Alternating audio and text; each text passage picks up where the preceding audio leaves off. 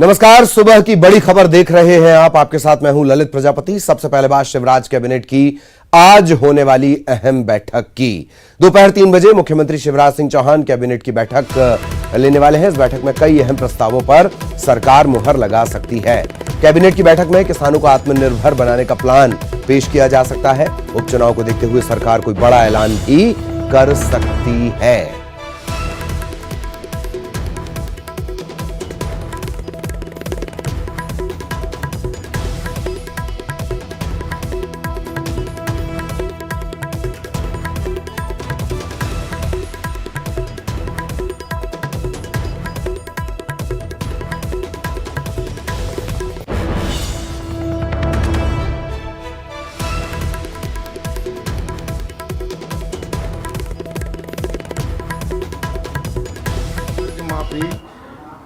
कांग्रेस को पता था कि हो नहीं सकते, धोखा है, और उन्होंने धोखा दिया, नहीं धोखाधड़ी की। और इसलिए कांग्रेस के मुख्यमंत्री तत्कालीन कमलनाथ जी, जो अभी प्रदेश अध्यक्ष है, विपक्ष के नेता हैं, वो खुद दोषी हैं, हम नहीं। है ना? हम इस पर समीक्षा कर रहे हैं कि किसानों को क्या सहायता दी जा सकती है। और इसलिए हमने बीमा, हमने फसल की उनकी उचित मूल्य की खरीदी, उनको सब्सिडी, अनुदान, सारी सुविधाएं देकर हम किसान को स्वावलंबी बनाना चाहते हैं। और इधर उपचुनाव से पहले आज मध्य प्रदेश को सड़कों की सौगात मिलने वाली है। केंद्रीय सड़क और परिवहन मंत्री नितिन गडकरी राष्ट्रीय राजमार्ग की परियोजनाओं का लोकार्पण करेंगे। जबलपुर अमरकंटक और जबलपुर लखनदौन मार्ग का लोकार्पण आज होना है। केंद्रीय मंत्री नितिन गडकरी ये लोकार्पण करेंगे। इसके साथ ही नेशनल हाईवे 45 का भी लोकार्पण केंद्रीय मंत्री वर्चुअल तरीके से करेंगे। इस मौके पर सीएम शिवराज सिंह चौहान, सांसद राकेश सिंह मौजूद रहेंगे। इन सड़कों के लोकार्पण से प्रदेश की जनता को बड़ी आवागमन की सुविधा मिलेगी।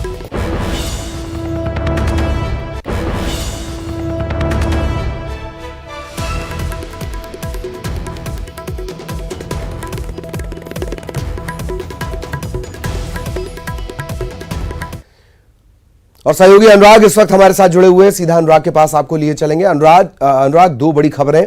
एक, कैबिनेट की जो बैठक होने वाली है 3 बजे, तकरीबन 3 बजे वर्चुअल मीटिंग। इसके अलावा सड़कों की सौगात, सड़क, सत्ता और सियासत। अनुराग।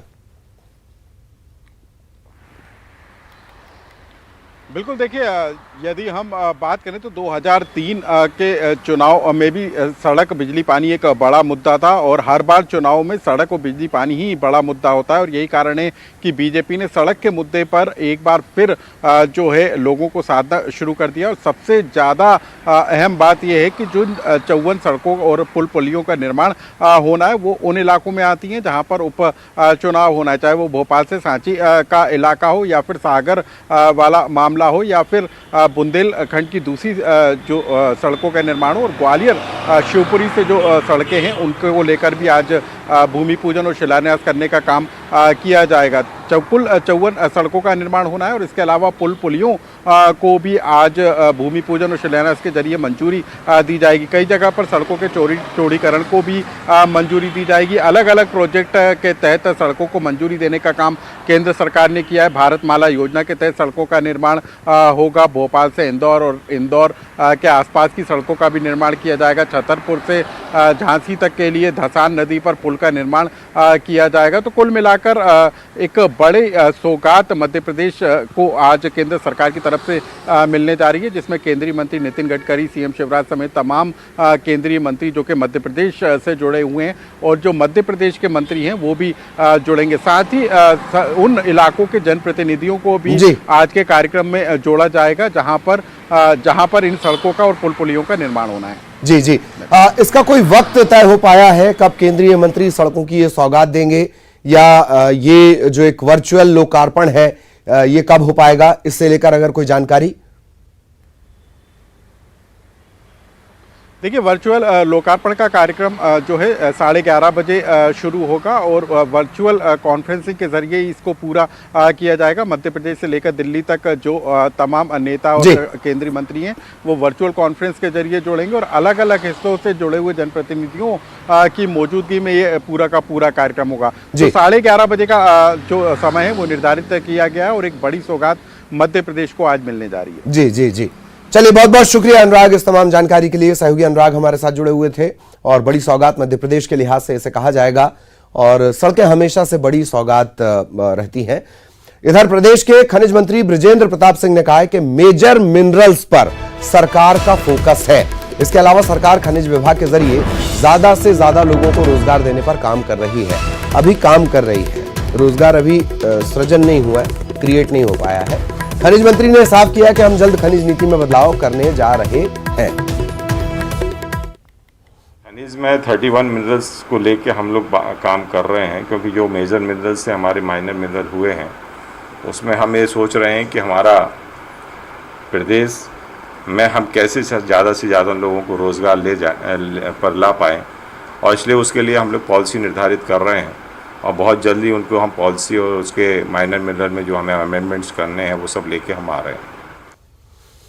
और इधर इंदौर के लोगों को 27 अगस्त को बड़ी सौगात मिलने वाली है। मुख्यमंत्री शिवराज सिंह चौहान इंदौर में 27 अगस्त को एक सुपर स्पेशलिटी अस्पताल का शुभारंभ करेंगे। कोरोना से प्रभावित है इंदौर, सबसे ज्यादा प्रभावित है, और इस लिहाज से लोगों को बड़ी राहत इस अस्पताल के बाद मिलेगी। तकरीबन 237 करोड़ की लागत से तैयार सुपर स्पेशलिटी अस्पताल का मंत्री तुलसी सिलावट ने दौरा किया है। 500 से ज्यादा बिस्तरों की क्षमता वाले इस अत्याधुनिक अस्पताल में 6 आईसीयू, 10 ऑपरेशन थिएटर है। बाद में विशेषज्ञ डॉक्टर्स भी आएंगे। किडनी, हृदय, मस्तिष्क की बीमारियों का, गंभीर बीमारियों का इलाज किया जा सकेगा।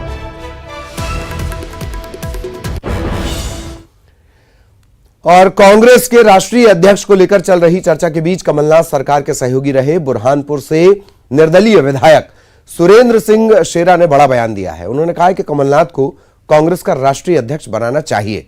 कमलनाथ से अच्छा व्यक्ति कांग्रेस को राष्ट्रीय अध्यक्ष के लिए नहीं मिलेगा। इधर पूर्व प्रदेश अध्यक्ष अरुण यादव पर निशाना साधते हुए उन्होंने कहा कि अरुण यादव गुट के 3 से 4 एमएलए भाजपा में जाने वाले हैं। कमलनाथ जी से अच्छा व्यक्तित्व तो आज ऑल इंडिया कांग्रेस कमेटी को संभालने के लिए नहीं मिलेगा।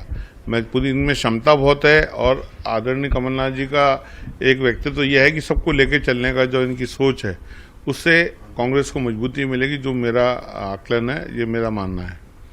और आज की तारीख में सभी लोग, पूरे देश के लोग चाहते हैं कि कोई गांधी परिवार जैसा कि इंटरेस्ट नहीं दिखा रहा है अध्यक्ष बनने में, तो फिर कोई नॉन गांधी परिवार के आदमी को बनाना चाहिए। तो उसमें मुझे लगता है कि कमलनाथ जी से अच्छा व्यक्ति मिलेगा नहीं, उनसे अच्छा इंसान इस ऑल इंडिया कांग्रेस कमेटी को अध्यक्ष के रूप में मिलेगा नहीं।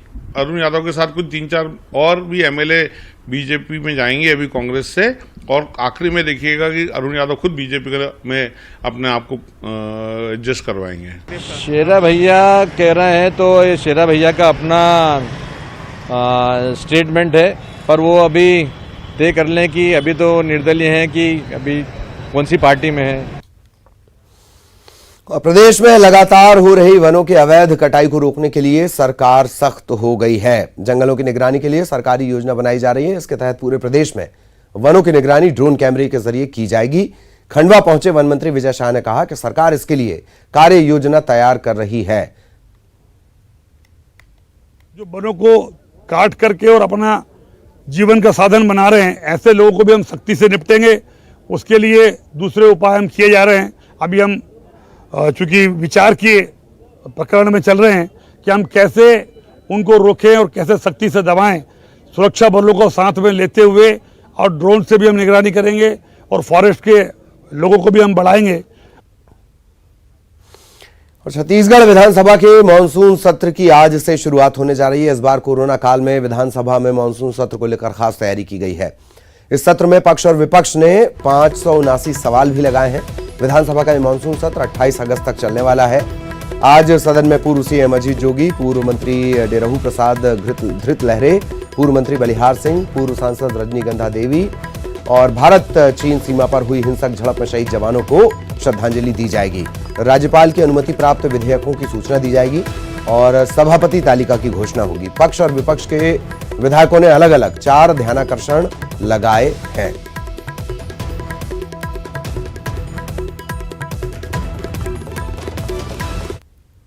चुनाव घोषणा पत्र में जनता के बीच खड़े होकर सार्वजनिक रूप से जनता को न केवल भूपेश बघेल ने, टीएस सिंहदेव ने वादा किया था, बल्कि राहुल गांधी ने एक गारंटी लेकर छत्तीसगढ़ की जनता को कहा था कि जैसे ही सरकार बनती है 1 हफ्ते के अंदर मैं बड़े निर्णय कराऊंगा और कर्जा माफी होगी। जो आज तक भटक रहे हैं लोग, 2 साल का बोनस ढूंढ रहे हैं यहाँ के लोग, बेरोजगारी भत्ता की बात हो रही है, शराबबंदी की बात हो रही है, वो सारे वादे लोग याद दिला रहे हैं।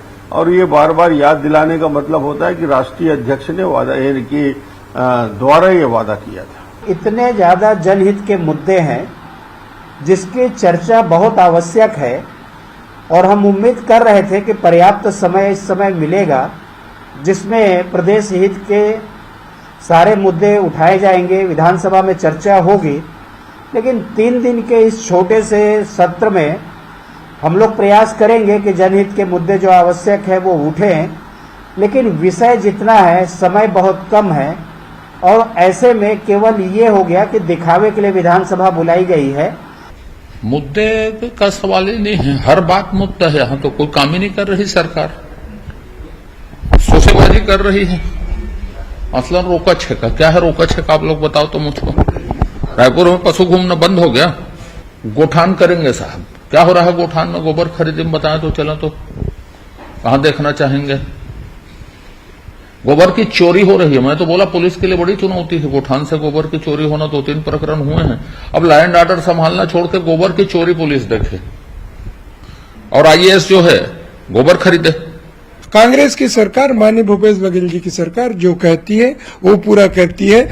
देश में पहला ऐसा राज्य है जो गोबर खरीदी कर रहा है। जब अभी जो स्वच्छता के आए हैं, स्वच्छतम राज्यों में हमारी छत्तीसगढ़ राज्य है। इससे साफ जाहिर होता है कि हम साफ सफाई से लेकर सभी मुद्दों पर हमारी सरकार काम कर रही है। पार्टी पूरी तरह से तैयार है और विधायक भी तैयार है और सरकार भी तैयारी के साथ विधानसभा में जवाब देगी। और इधर कांग्रेस विधायक दल की एक अहम बैठक भी होनी है। आज शाम विधायक दल की बैठक होगी, शाम 7 बजे कांग्रेस विधायक दल की बैठक मुख्यमंत्री निवास में होनी है। बैठक के दौरान विपक्ष की जो रणनीति रहेगी, कैसे उसका जवाब दिया जाना है, उससे लेकर एक रणनीति बनाई जाएगी।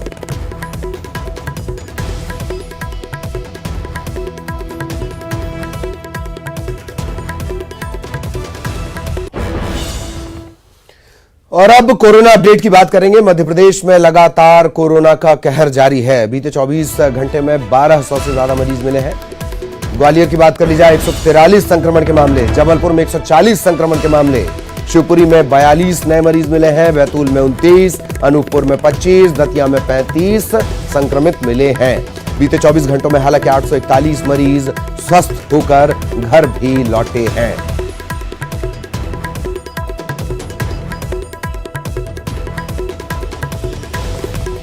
इधर इंदौर में कोरोना ने फिर से एक नया रिकॉर्ड बना लिया है। 265 नए संक्रमण के मामले सामने आए हैं। अब तक 11,673 संक्रमण के कुल मामले यहां पर हो चुके हैं। सिर्फ 24 घंटे की बात की जाए, 3,354 सैंपल की जांच की गई। 11 रिपीट पॉजिटिव केस मिले हैं। चिंता की बात, 11 रिपीट पॉजिटिव केस मिले हैं।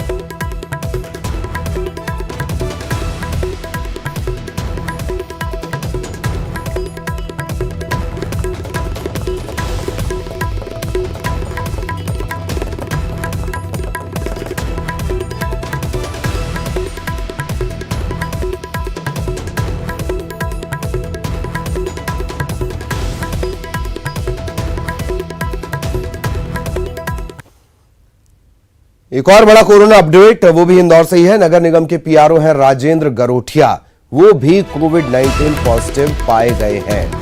पिछले कई दिनों से गरोठिया को बुखार की शिकायत थी और इसके बाद उनका टेस्ट हुआ। टेस्ट होने के बाद कोविड-19 पॉजिटिव वो आए हैं।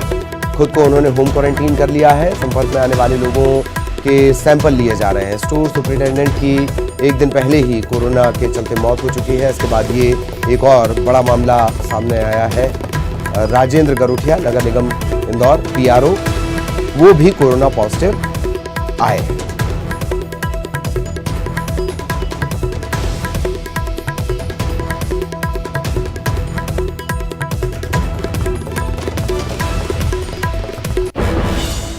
और छत्तीसगढ़ में भी लगातार कोरोना विस्फोट जैसी स्थिति में कोरोना संक्रमितों की संख्या 22,000 के पार पहुंच गई है। छत्तीसगढ़ में कोरोना संक्रमण के मामले 22,000 के पार पहुंच गए हैं। मौत का आंकड़ा भी 205 के पार चला गया है। सोमवार की अगर बात कर ली जाए, राज्य में 1077 नए संक्रमित मरीज सामने आए हैं। कोरोना से सिर्फ एक दिन की बात अगर की जाए, 24 घंटे की बात की जाए, 9 लोगों की मौत हो गई है। रायपुर में सबसे ज्यादा मरीज मिले हैं 298, 300 में 2 कम नए मरीज। दुर्ग में 139 मामले सामने आए हैं। बीजापुर में 75 नए मरीज मिले हैं।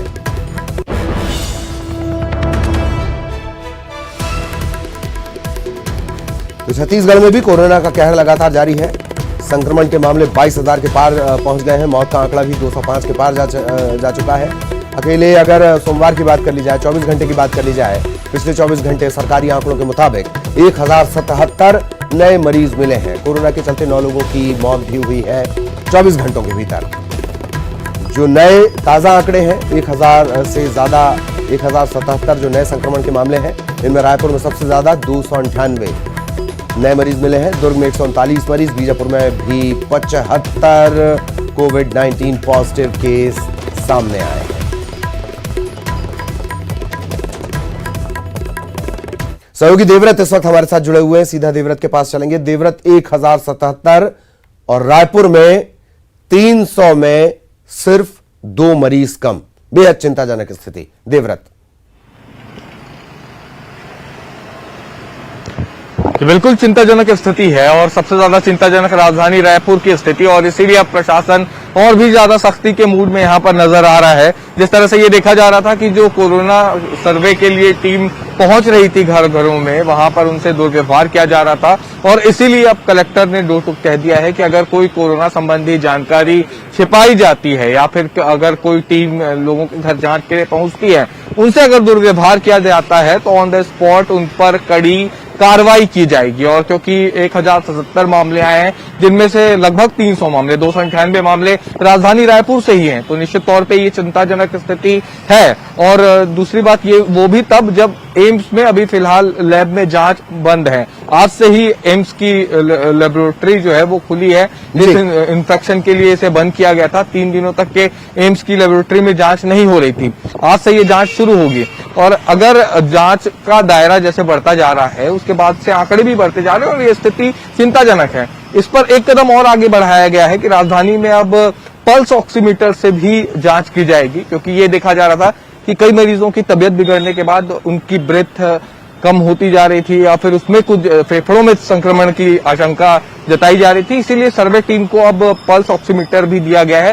तो यहाँ पर अभी तक जो तैयारी है वो प्रशासन के द्वारा की जा रही है, कोशिशें की जा रही है, लेकिन संक्रमण काबू पर नहीं है और स्थिति चिंताजनक है। और फिलहाल कोरोना कंट्रोल में नहीं है ये कहा जा सकता है, क्योंकि अगर इस तरह के आंकड़े लगातार बढ़ते जाएंगे तब ये कह पाना मुश्किल है कि आखिर कोरोना पर कंट्रोल कब हो पाएगा। जी चलिए, बहुत बहुत शुक्रिया देवव्रत आपका इस तमाम जानकारी के लिए। सहयोगी देवव्रत हमारे साथ जुड़े हुए थे। एक और अपडेट रायपुर से इंदौर और भुवनेश्वर के लिए आज से नई फ्लाइट की सुविधा रहेगी। इलाहाबाद और लखनऊ के लिए भी आज से फ्लाइट रहेगी। इंडिगो एयरलाइंस ने फिर से सेवा शुरू करने का फैसला लिया है। लॉकडाउन के बाद हवाई यात्रियों को ये बड़ी राहत है। फ्लाइट के लिए ऑनलाइन बुकिंग पिछले हफ्ते से जारी है। नई फ्लाइट का स्वागत पानी की बौछार से किया जाएगा, वाटर सैल्यूट जिसे कहा जाता है। ब्रेक के बाद बड़ी खबर भोपाल से, आप सबसे जुड़ी खबर। खास बात, बसों का टैक्स माफ करने के साथ बढ़ सकता है किराया। सरकार बसों का 3 महीने का 210 करोड़ का टैक्स माफ कर सकती है। 20% किराया बढ़ाए जाने पर भी मंथन चल रहा है। पहले चरण में 35,720 बसों का 210 करोड़ का टैक्स माफ हो सकता है। बस ऑपरेटर्स ने 6 महीने का टैक्स माफ करने के साथ साथ 50% किराया बढ़ाने की मांग की थी।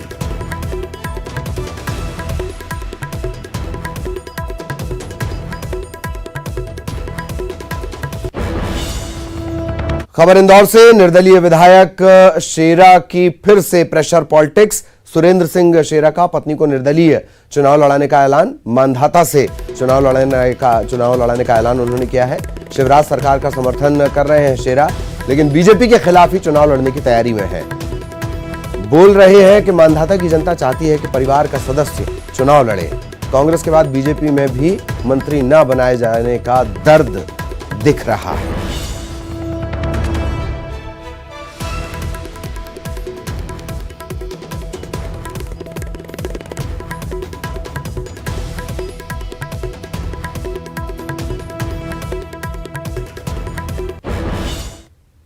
खबर शिवपुरी से, जहां गिट्टी से भरा एक डंपर पलट गया और इसकी चपेट में एक व्यक्ति आ गया। जैसे ही गिट्टी के अंदर एक व्यक्ति के दबे होने की सूचना लगी, लोगों ने और प्रशासन मौके पर पहुंचा और तत्काल गिट्टी हटाई गई और इस व्यक्ति को बाहर निकाला गया। सबसे अच्छी बात कि ये व्यक्ति जीवित बाहर निकला। गिट्टी को हटाकर तस्दीक की जा रही है कि कोई और तो इस तरह से गिट्टी में नहीं दब गया है।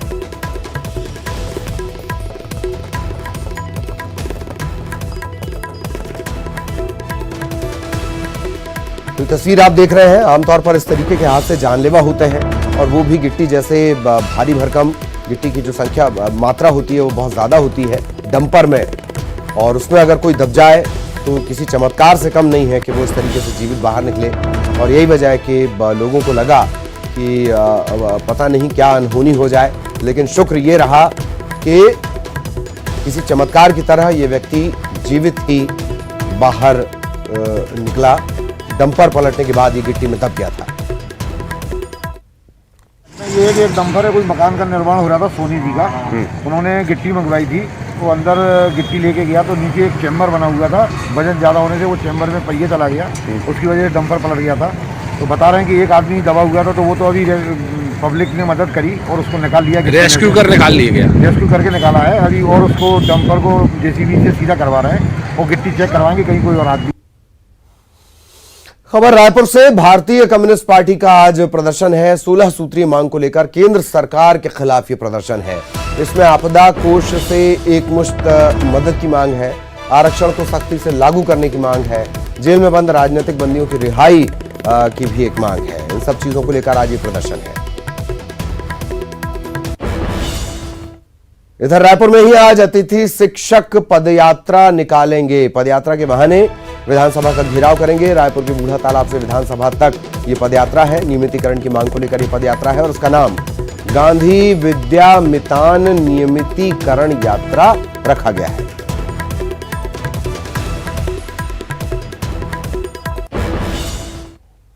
और खबर राजनांदगांव से, देर रात पत्थर काटकर आखिरकार बच्चे को निकाल लिया गया। पत्थर में बच्चे के पैर फंसने का ये पूरा मामला है और टीम यहां पर पहुंची हुई थी, एसडीआरएफ की टीम पहुंची हुई थी, पुलिस के साथ मिलकर स्थानीय लोगों ने भी मदद की, रेस्क्यू किया गया। कल शाम से इस बच्चे का पैर नाले के एक पत्थर में फंस गया था। गंडई थाना इलाका लगता है, रिमरवा गांव का ये पूरा मामला है।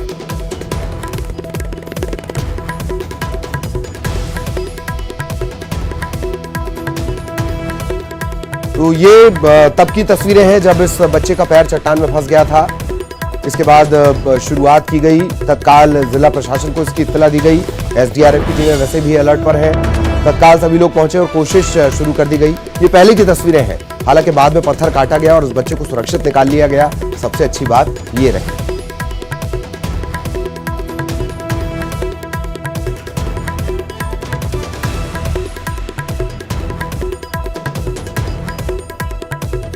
तो ये तस्वीरें, और कुछ ही देर बाद हम कोशिश कर रहे हैं कि आपको नई तस्वीरें भी दिखाएं। ये कल शाम की तस्वीरें हैं जब बच्चे का पैर फंस गया था, रेस्क्यू ऑपरेशन शुरू करना पड़ा और देर रात तक ये ऑपरेशन चला और देर रात के बाद जो कामयाबी मिली है, देर रात को जो कामयाबी मिली है उसकी ये तस्वीर आप देख रहे हैं। आखिरकार बच्चे को सुरक्षित निकाल लिया गया, चट्टान को काटना पड़ा। ये दो तस्वीरें हैं, एक तरफ आफत की तस्वीर, दूसरी तरफ राहत की तस्वीर।